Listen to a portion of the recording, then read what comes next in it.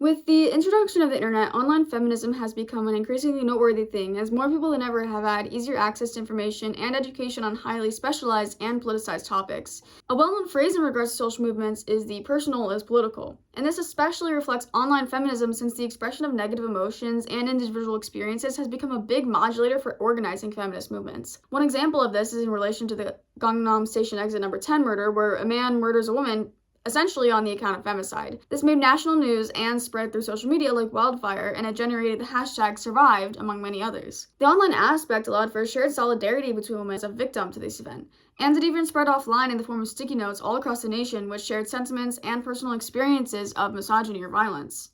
And this is just one example that's led to real legal changes that support women in violent or potentially violent circumstances. And this is not the only example of women fighting back online or making a stand. A feminist platform that is called Magalia is known to antagonize men using mirroring tactics against them which point out misogyny. Another big movement in South Korea is the 4B movement, which essentially protests from women having relationships with men, getting married, having children, having sex.